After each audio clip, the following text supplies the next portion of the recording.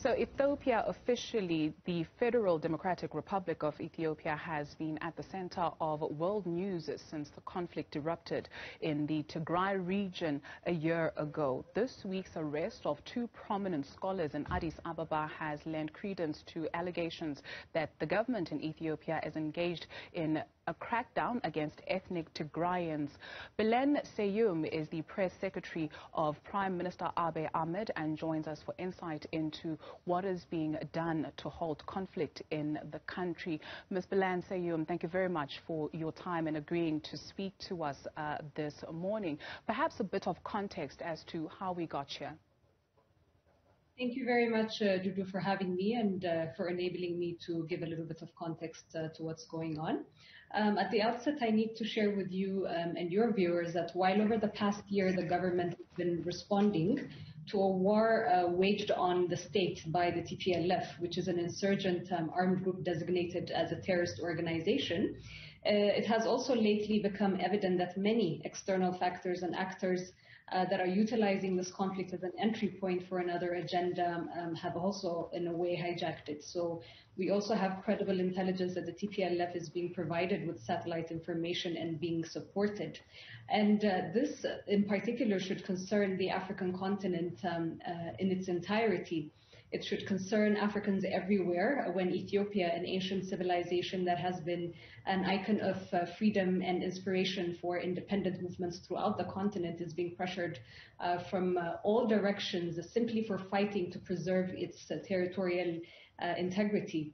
And this misplaced pressure being applied on the Ethiopian government and the state is giving leverage to insurgent groups and emboldening them, which is really an antithesis to championing democratic principles when insurgent groups are being handed, if you could say, a green card and an applause for their destabilizing efforts. So I just want to use this opportunity to really reiterate to all Africans that they would need to watch this closely and help take back the narrative because it is a narrative that is quite filled with a lot of disinformation.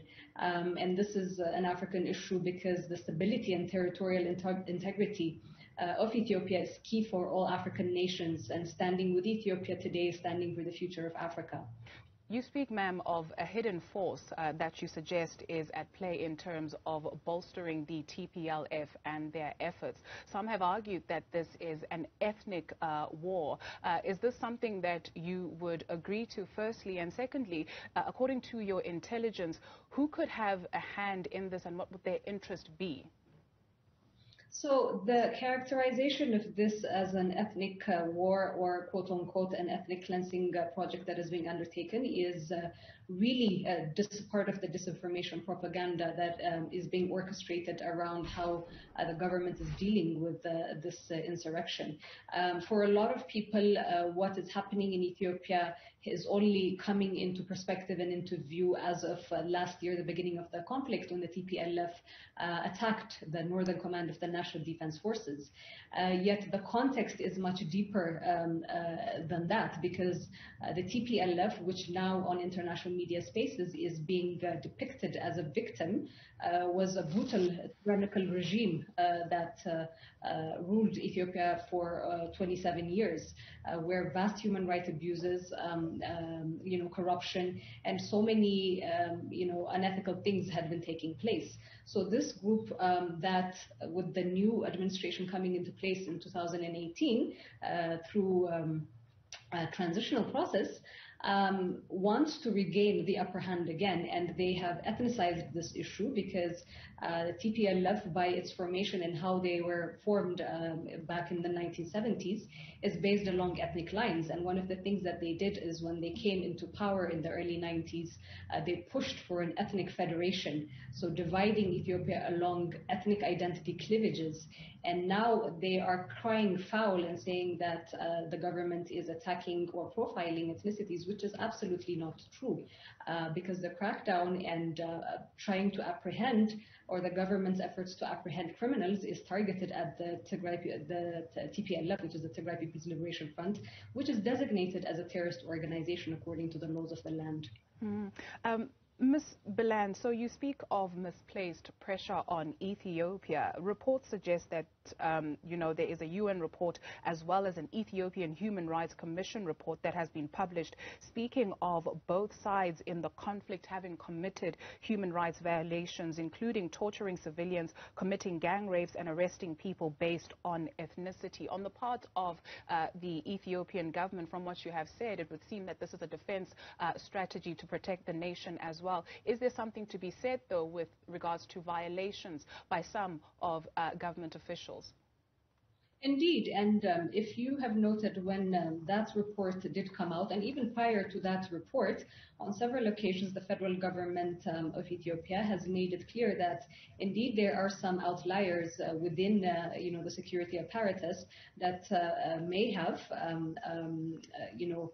done some acts that are outside of the principles and the code of conduct in which they're supposed to engage.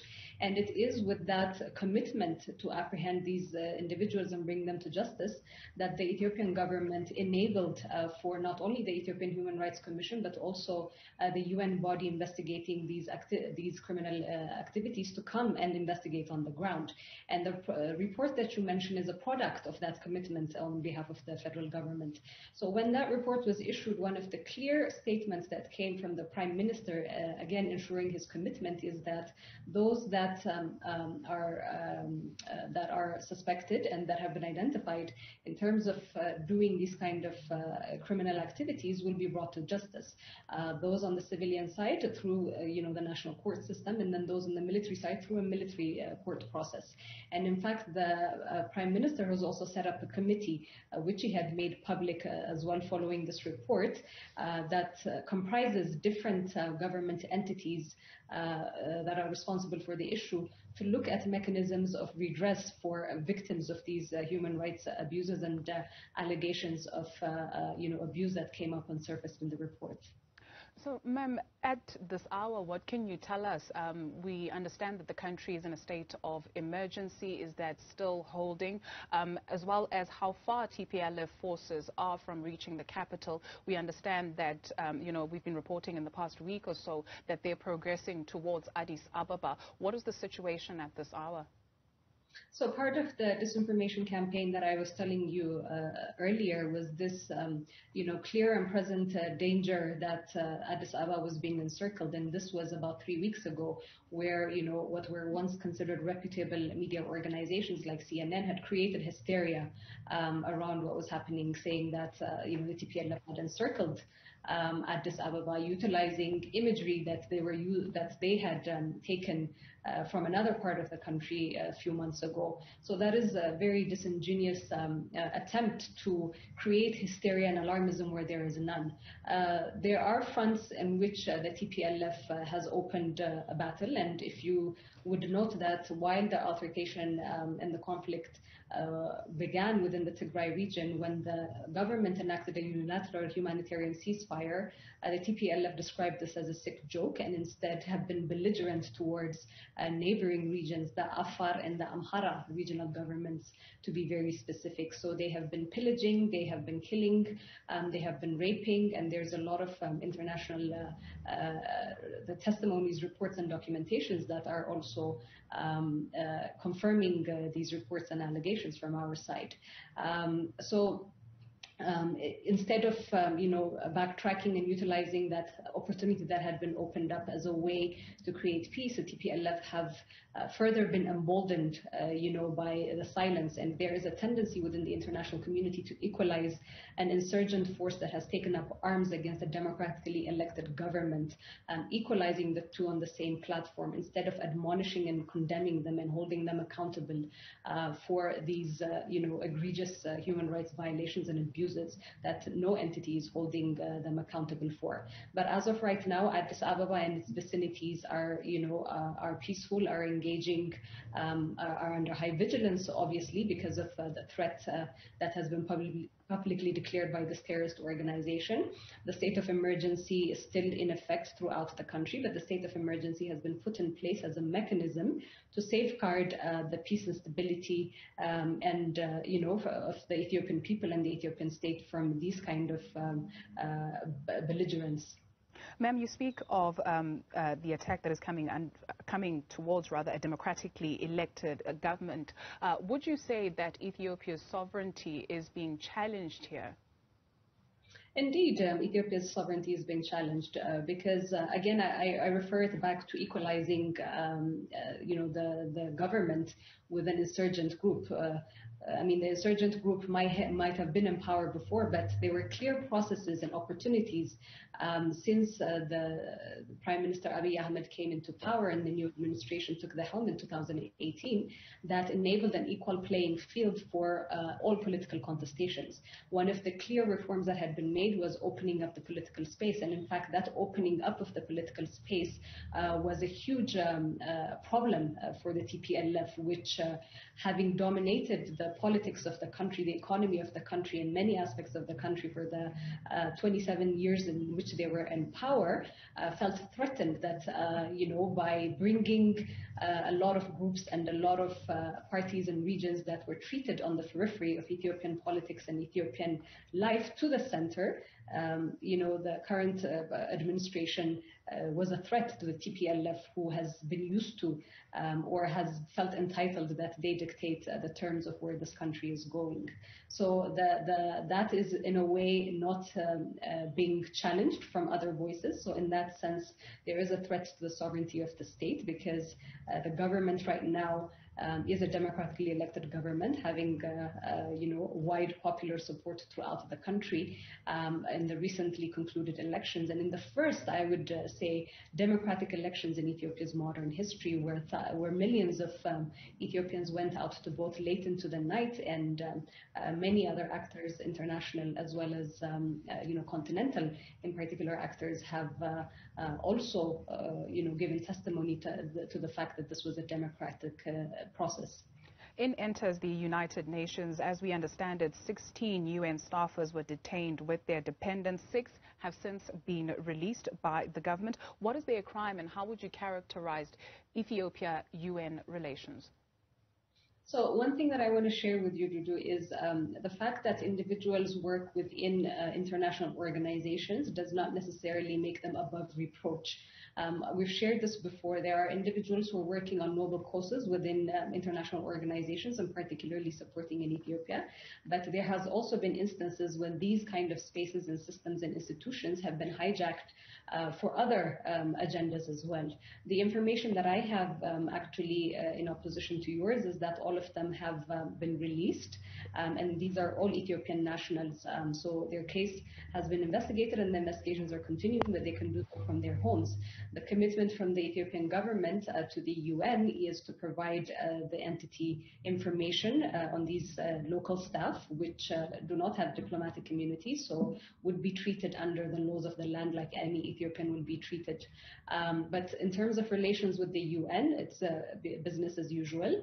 The UN Secretary General, for example, is in frequent contact and conversation with the Prime Minister. The resident coordinator is very cooperative and engaged on all issues in Ethiopia. So this particular incident where individuals have been identified for, or suspected for engaging in illegal activities is not going to be a blemish in these relations, because again, as a sovereign nation with its own laws, the security apparatus needs to undertake all investigations based on suspicions that are put forth. Ms. Billene, you are bordered by Eritrea, Djibouti, Somalia, South Sudan, Sudan, Kenya. Geopolitically, what has this meant for the region? I mean, Ethiopia has been a bastion of stability within the region, and it still continues to do that once it's thwarting of this threat. In fact, TPLF has been quite a threat to regional stability, and we know, how far the tentacles of the TPLF have worked to destabilize, a lot of the countries bordering Ethiopia during the TPLF's reign in the past, in the 27 years that they were in power.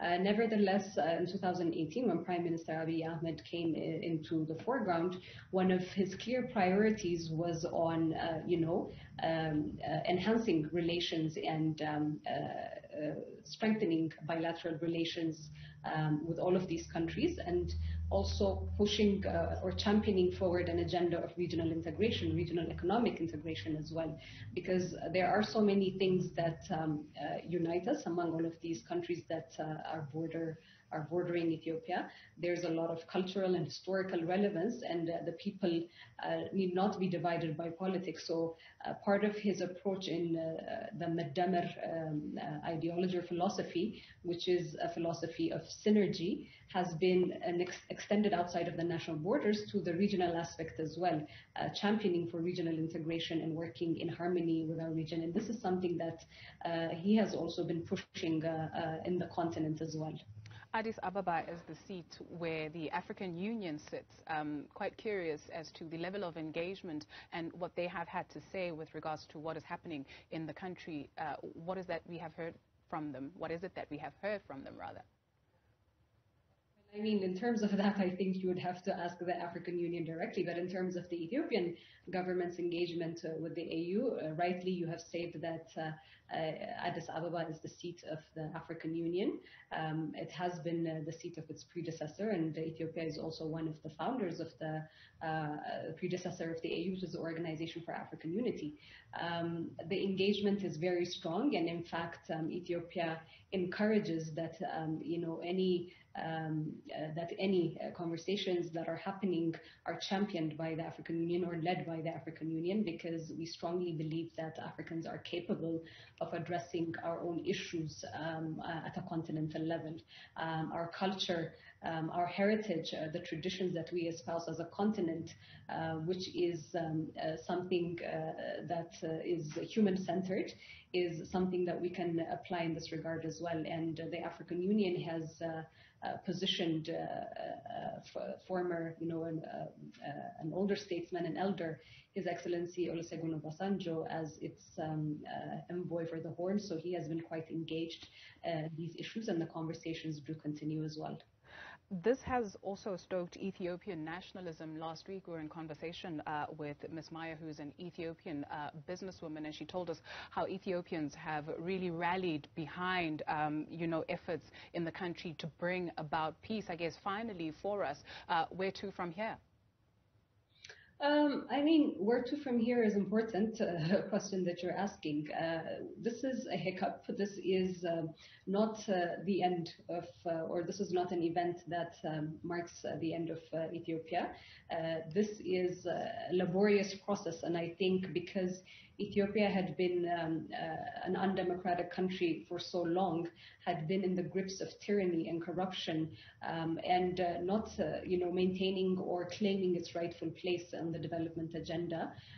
The past 3 years have been a segue for that. They have been painful because obviously before the confrontation started by TPLF in November 3rd of last year, there were, overt and covert attempts to destabilize by using their agents, throughout the process of having relinquished control. So this struggle for the TPLF to try to come back in power is something that is being resisted nationally, from corner to corner. It is being resisted by Ethiopians in the diaspora.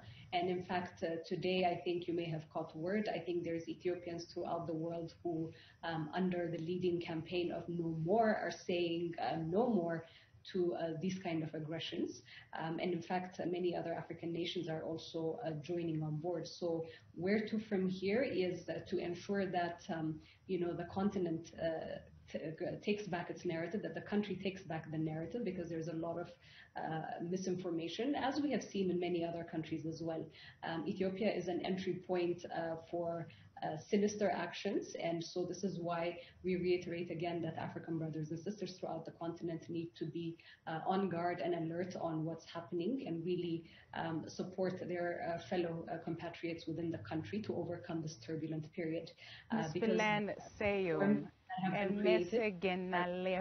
I hope I said that correctly. Thank you very much. Time is an enemy, but we do appreciate you coming through to talk to us on the situation in Ethiopia. Ms. Billene Seyoum is the press secretary to the Ethiopian Prime Minister, Mr. Abey Ahmed. Let's come back.